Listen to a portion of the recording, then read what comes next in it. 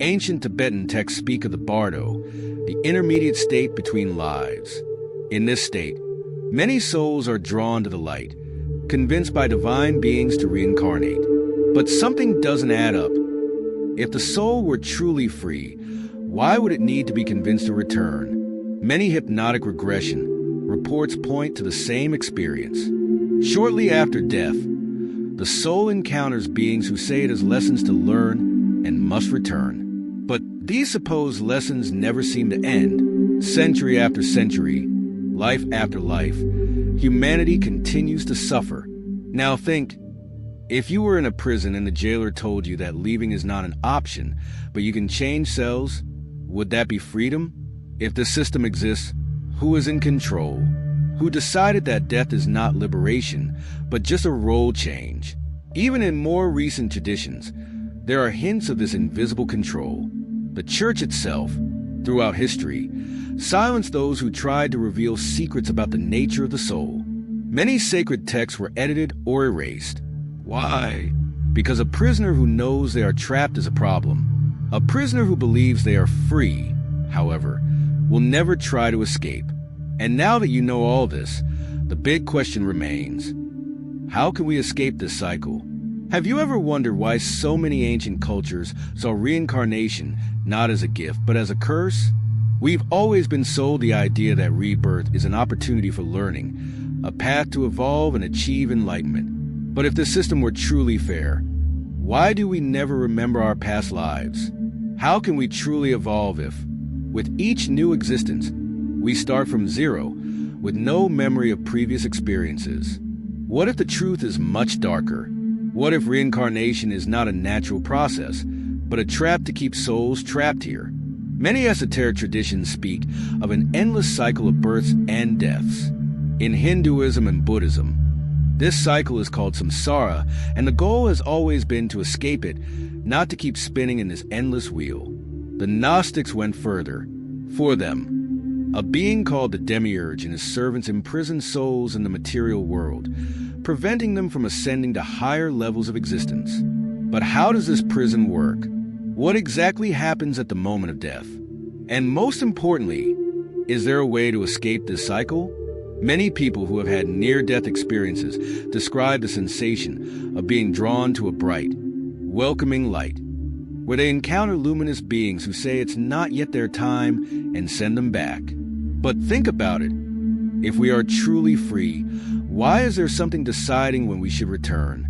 Some esoteric currents believe that this light is nothing more than bait, a recycling mechanism that pushes souls back into the game. The theory says that, upon crossing this light, our consciousness is erased, and we are led to believe we have a new mission to fulfill. And so, once again, we dive back into the Matrix. Have you ever wondered why so many people have irrational fears, memories that don't make sense, or even feel an instant connection with someone they just met? What if all of this were just remnants of past lives, fragments the system couldn't completely erase? If so, then reincarnation is not evolution at all. It's a cycle of imprisonment. We've always heard that karma is this universal law that balances everything, that what we do in one life comes back in another. It seems fair, right? But what if karma is not about justice, but just another cog that keeps us trapped in this endless loop? If you believe you need to pay for your past mistakes, you end up accepting suffering and misery as something deserved. You don't revolt against injustices because you think it's all part of a cosmic balance. But this is not justice. It's a system that teaches conformity. The Gnostics said that the true creator does not impose suffering as payment. This story of reward and punishment would just be a trick of the Demiurge to keep humanity under control. Karma, then, would be just another chain, an argument to convince us that we must continue in this game until we pay our debt. But think about it. Who is keeping this ledger? Who decides what these so-called debts are and how they should be paid? And if there really is a greater purpose to reincarnation, why is it that no one remembers their past lives? The simplest answer? Because remembering would be too dangerous for the system. If we knew who we were before, everything would change. We would understand the game, recognize the patterns, and perhaps find a way out. But that's the thing. When we are born, we undergo a reset. Memories erased, mind wiped clean. We start over, vulnerable, easy to manipulate. Some people who have undergone past life regression have reported something bizarre. They say that, upon accessing these memories, some remember being forced to return, as if they were pushed back into this world against their will. They speak of entities that monitor the cycle, ensuring no one escapes. If this is true, it means we are not here by choice. We are being kept here. So, if reincarnation is a prison, is there a way out? Many ancient texts speak of liberation. In Buddhism, there is nirvana, the state where the soul finally breaks free from this cycle.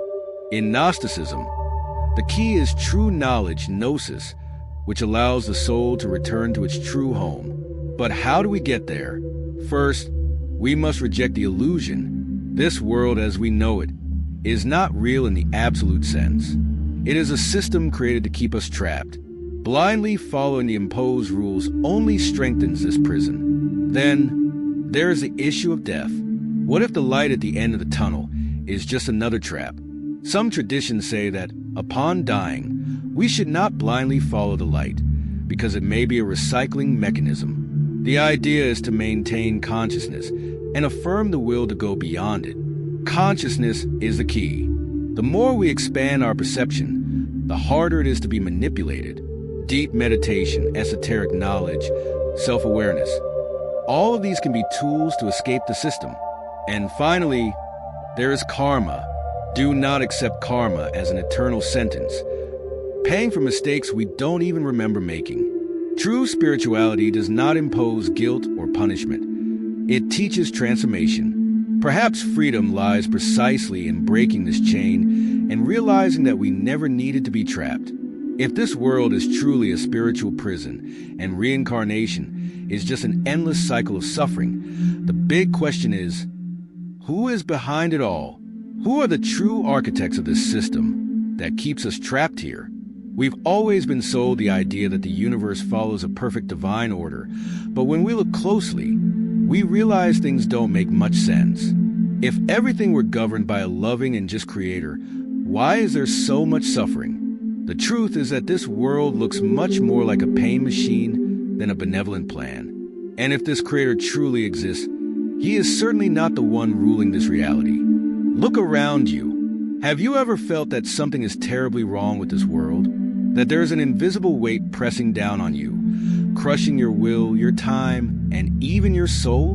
What you call life might just be a simulation disguised as reality.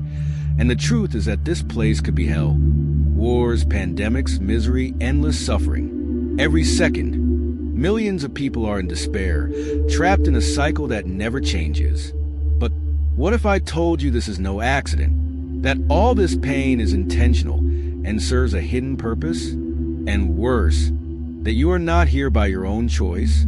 Many ancient texts from forgotten and persecuted traditions speak of a world ruled by dark entities that have imprisoned humanity in this material plane. The Gnostics called this entity the demiurge, the false god, the great deceiver. To him, we are not divine children or free beings. We are merely prisoners. And if this idea seems absurd, look at your own life. Since birth, you have been conditioned to accept a system based on fear, scarcity, and suffering. You work to survive, grow old, and die, only to be reborn and repeat it all over again. But who is controlling this cycle?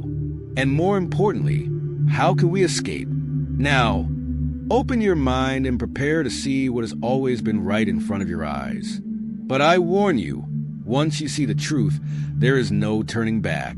Since we were born, we have been taught to accept this reality as it is. But stop and think, why does everything in this world seem designed for suffering? From the moment we become aware, we are thrown into a system that demands obedience, endless work, and the acceptance of pain as part of the package. If this world were created by a truly benevolent God, why do hunger, war, and disease seem to be at the center of everything? The answer may lie in traditions that time has nearly erased. The Gnostics, for example, believed that this world was not created by a benevolent God, but by a demiurge, a false god who trapped us within a grand illusion. He does not want our well-being or growth, only our obedience. Human suffering would not be an accident, but something meticulously planned. And it's not just the Gnostics who speak of this. Hinduism teaches us about Maya, the great illusion that keeps souls bound to the material world. For Buddhists, existence is dukkha, suffering, and the only way out is awakening. Ancient religions already pointed to the truth. We live within a system that feeds on our despair. But where is the evidence of this prison? It is everywhere, if you know where to look. Let's analyze 3 pillars of this grand illusion: pain, time, invisible control. From the moment we arrive in this world, we are thrown into a machine of endless suffering. Childhood, which should be a time of freedom, becomes disguised training. We learn early that following rules is the only way to avoid punishment. And as we grow, it only gets worse. We are pushed into a system that measures our worth by what we produce. Work, obey, pay the bills, and then simply disappear. And if you try to escape, the suffering intensifies. The rebels of the system are labeled as crazy, dreamers, or irresponsible. There is no real option for freedom, only different forms of imprisonment. And the most frightening part, all this suffering is not for nothing. It serves a purpose. In esoteric texts, there is a theory of Lush, an energy generated by human pain and harvested by entities that control this reality. In other words, war, misery, and fear are not just side effects of the world we live in. They are the key that keeps everything running. Imagine you were born in a cell and given one instruction: time is running. From day one, you feel the pressure to do something with that time. You need to learn quickly, grow quickly, work, produce. And all this before your hourglass runs out. But who decided that your life should be governed by the clock? Time is not just a way to measure existence. It is an instrument of torture.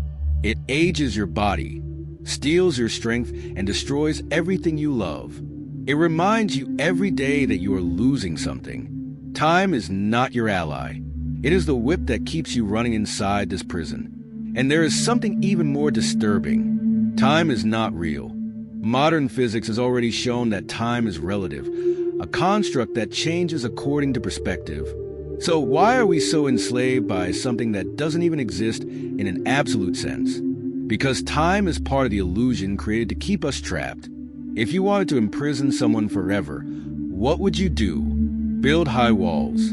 Put chains on them? That might work for a while, but sooner or later, the prisoner would try to escape. Now imagine a prison where the prisoner doesn't even know they are trapped. That is the great trick of the system, to make you believe you are free when in reality, every choice you make has already been predetermined to keep you within acceptable limits. Religion, politics, economics, education. All these structures exist not to liberate you, but to ensure you remain within the matrix. You can vote, choose a job, move cities, but you can never leave the game. The rules were written long before you were born. But now that you've seen what's happening, the big question arises. If this world is a prison, is there a way to escape? If this world is a prison, then every cry of pain, every tear shed, and every wasted life is part of a much larger mechanism than we imagine. But who benefits from this suffering? Endless wars, cyclical pandemics, devastating famines. The pattern repeats for centuries, always with different excuses, but with the same result: pain on a global scale. Human suffering is not an accident of existence. It is a resource, and like any resource, it is harvested, refined, and used to keep this system running. But who is behind this cycle? Who created this system where death is not an endpoint, just a restart? The answer may be hidden in esoteric texts, in the very essence of the soul, and in the forces that command this reality. They say suffering strengthens us, that every pain faced makes us wiser and more resilient. But think about it. Who invented this logic? Who decided that spiritual evolution can only come through pain? Ancient cultures spoke of an invisible energy emanating from human suffering. In esotericism, this energy is called lush, a type of emotional fuel generated by fear, anguish, and despair. The Gnostics warned of the archons, invisible entities that not only keep this world running, but feed on our misery. Every war, every tragedy, and every act of oppression are like energetic rituals that strengthen these forces. Physics suggests that energy cannot be destroyed, only transformed. This means that every burst of pain we feel does not disappear. It is absorbed by something. Now ask yourself, if human suffering does not benefit us, then who is profiting from it? Have you ever heard the phrase, only death sets us free? But what if it's the opposite? Religions teach us that death is a portal. Some say it's the passage to paradise. Others speak of reincarnation. But there is a much darker theory. Death is not an exit, but a way to keep the game running. The ancient Gnostics had a very different answer from what we are used to hearing.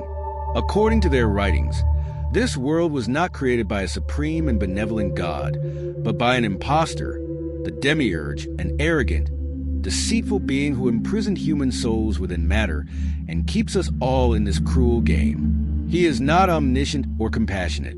In fact, he is a cosmic tyrant who feeds on our suffering and keeps us submissive and ignorant, and he doesn't act alone. The Gnostics also spoke of the archons.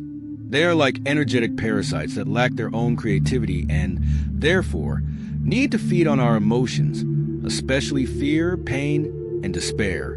The more we suffer, the stronger they become. And where are they? Well, if the demiurge demands worship, then he needs to hide in places that keep people bound to his control. Religions, limiting beliefs, dogmas that teach us to accept pain as part of the path. All of this could be part of the game. Instead of guiding us toward liberation, this system keeps us trapped in an endless cycle of suffering and servitude. These beings are everywhere, infiltrated in every aspect of society, operating from the shadows to ensure no one realizes the prison we live in. They shape the system so deeply that almost no one questions it. In religion, they spread dogmas of guilt, fear, and submission, teaching that questioning is a sin and that suffering is necessary. Thus, people remain obedient, accepting pain as part of a divine plan. In politics, they divide humanity into nations, ideologies, and endless conflicts. While everyone fights among themselves, no one notices the true enemy. Chaos and war keep people distracted and in a constant state of fear. In economics, they create a system based on scarcity and exploitation, a world where a few accumulate wealth and power, while billions struggle just to survive.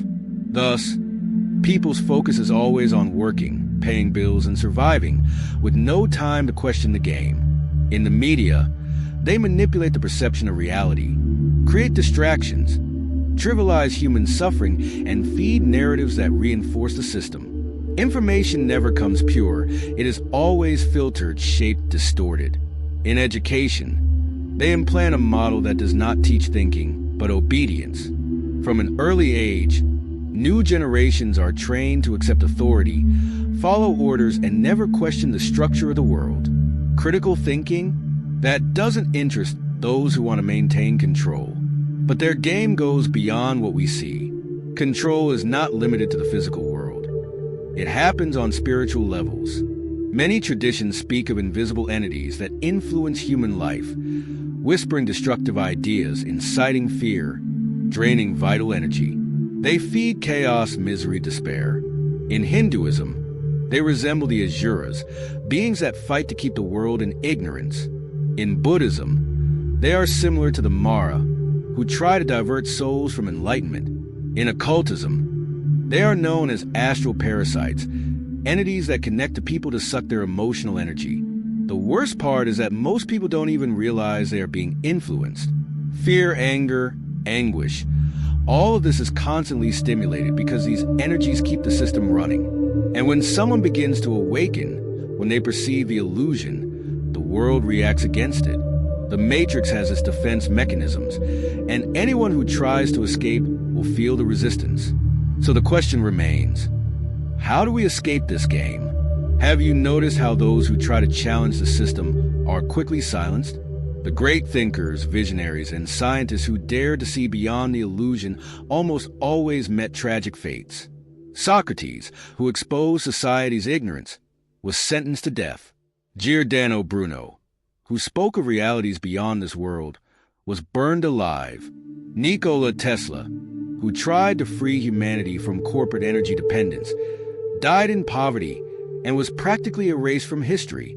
The system does not accept being questioned. It does not tolerate those who try to break its rules. And when someone begins to see the truth, resistance comes from all sides. People around them start treating them as crazy. Institutions create barriers to hinder their progress.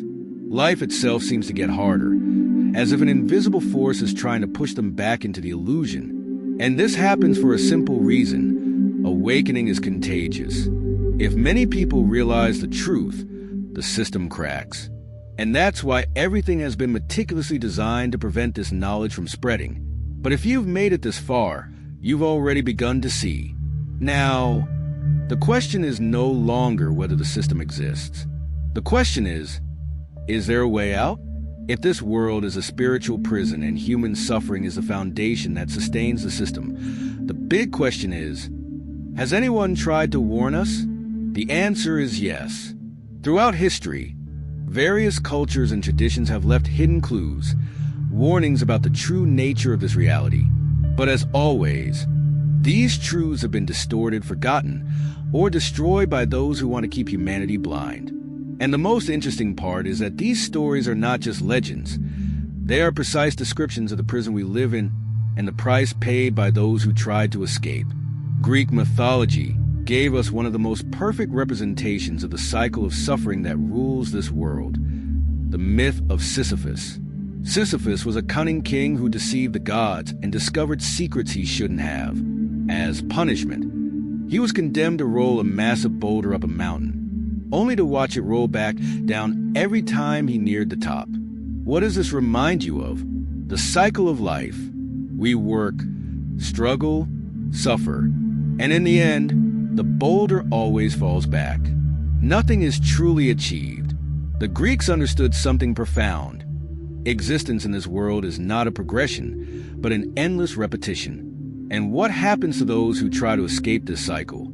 Another essential Greek myth for understanding this system is that of Prometheus. He stole fire from the gods and gave it to humans. Fire, here, represents knowledge and enlightenment. But for challenging the gods and freeing humanity from ignorance, Prometheus was condemned to a terrible punishment. He was chained to a rock, and every day an eagle devoured his liver, which regenerated each night, so the suffering would never end. Sound familiar? Every time someone tries to open humanity's eyes, the system reacts with brutality. The figures who dared to challenge the status quo were persecuted, ridiculed, and punished. History is full of martyrs of knowledge. And this doesn't just happen to great leaders and thinkers. Even in our personal lives, when we try to awaken to reality, we are fought by the system itself. But the Greeks were not the only ones to warn us. Eastern traditions also carry profound truths about the nature of this world. In Hinduism, there is the concept of Maya, the great illusion that makes us believe the physical world is real. According to this view, matter, desires, and sensory pleasures are distractions. They make us forget who we truly are. The ultimate goal, according to Hindu sages, is not to live in this world, but to escape it.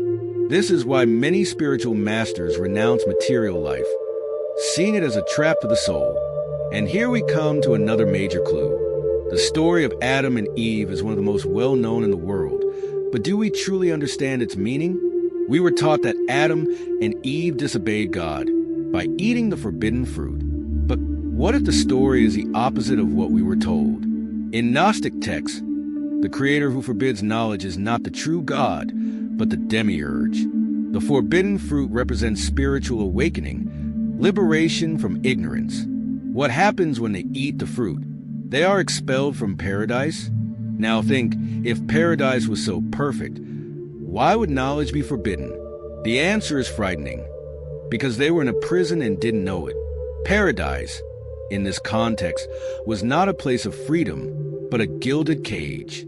And upon awakening, Adam and Eve were expelled. Like Prometheus, they were punished for bringing light to humanity. The lesson here is clear. The system does not want you to know the truth. And that's why, since ancient times, all knowledge that could liberate us has been erased, distorted, or turned into taboo. Now that we understand that the truth has been hidden for millennia, we must ask, why were these stories altered? Who has an interest in keeping humanity blind? The answer has always been right in front of our eyes. True knowledge is the key to escaping this prison. And that's exactly why the system does everything to keep it hidden. They burned the Library of Alexandria, where texts that could have changed humanity's destiny were stored. They persecuted the Gnostics, silencing their teachings about the Demiurge and the Archons, the true architects of this prison. They ridiculed, discredited, and even assassinated the great visionaries, scientists, and thinkers who dared to challenge the dominant narrative, because they don't want you to wake up. But now that you've noticed the clues scattered throughout history, the big question is there a way out? How can we escape this system? If knowledge is the threat to control, then perhaps true freedom lies in uncovering what has been denied to us. Now that you know this world is not what it seems, that reality has been distorted, and that humanity has been kept in a state of illusion and suffering, the most important question of all arises: is there a way out? The answer is yes. But don't expect an easy path or a magical solution. Escaping this system requires more than just intellectual knowledge. It requires internal transformation, elevated consciousness, and the courage to challenge everything we've been taught. The first and most powerful weapon against the system is questioning. The world teaches us to accept things as they are, not to ask deep questions and to go with the flow. But this passivity is exactly what keeps us imprisoned. Who told you this world was created by a benevolent God? Who decided that reincarnation is a gift and not a trap? Who determined that you must work, obey, and suffer to be a good person? True knowledge begins with doubt. When you challenge what has been imposed, you tear the veil of illusion. If the Archons and the Demiurge feed on one thing, it is fear. Fear keeps us submissive. Fear makes us accept authority. Fear prevents us from thinking for ourselves. The greatest weapon of the spiritual matrix is the manipulation of fear. The fear of death makes us accept any promise of salvation. The fear of the unknown keeps us bound to limiting dogmas and beliefs. The fear of scarcity forces us to accept an unjust economic system. But here's the secret. Fear only has power over you if you believe in it. When you break free from fear, something incredible happens. The system loses its influence over you. You become invisible to the emotional and energetic control that fuels the cycle. And this is one of the first signs of true awakening. If this world is a prison and reincarnation is a controlled cycle, the moment of death is crucial. Many esoteric traditions warn, do not blindly follow the light. This may sound strange, but many near-death experience reports suggest that, upon dying, souls are drawn to a bright light and encounter entities who say it's not yet their time and that they need to return and learn more. But learn what? Who decides these missions? The theory is that this light may be part of the soul's recycling mechanism, a system designed to keep us coming back here. If all of this is true, then the key to escaping may lie precisely in consciousness at the moment of death. We've always been told to follow the light at the end of the tunnel, that it is the path to salvation. But what if this light is just another cog in the system, a recycling mechanism to keep us trapped here? The answer may lie in what was taught in mystery schools and spiritual traditions millennia ago. Knowledge that was silenced, erased, and distorted by the system itself. At the moment of death, do not automatically follow the light. Stop and question. Where does this light truly lead? Affirm your will to go beyond. Do not accept external impositions on your soul. If you have consciousness, you have a choice. Reject any entity that tries to tell you what you must do. Discernment is your greatest weapon. Do not accept anything just because it seems divine or sacred. Awakening begins when we understand that we are not puppets in this game. When we break free from fear and submission, we realize that true reality is not in external promises, but within our own consciousness. If there is one thing the controllers of this world fear, it is an awakened humanity. When you begin to expand your consciousness, you realize you are not just a body, not just a name, not just a citizen within a system. You are something much greater. Deep meditation can help break the chains of the mind and ego. Self-awareness allows you to discover your true nature. The study of ancient and occult teachings can reveal truths that have been hidden from us. Elevated consciousness cannot be imprisoned. When you reach a state of deep awakening, the control mechanisms of this world begin to fail. You begin to see beyond the illusions, and once you see, you can no longer be controlled. Everything in this system has been designed to make you feel small, powerless, and insignificant. From childhood, we are taught that we are fragile, that we need leaders, that we have no control over our destiny. But this is the system's greatest lie. Your will is your supreme strength. Free will is the only element the archons cannot completely control. They can manipulate, influence, and deceive, but they cannot force your soul to follow something it completely rejects. True liberation begins when you take control of your own existence, refusing to be a cog in the machine. Do not accept living in fear anymore. Do not accept being a slave to an invisible system. Do not accept your soul being used as a resource for this endless cycle of experiments.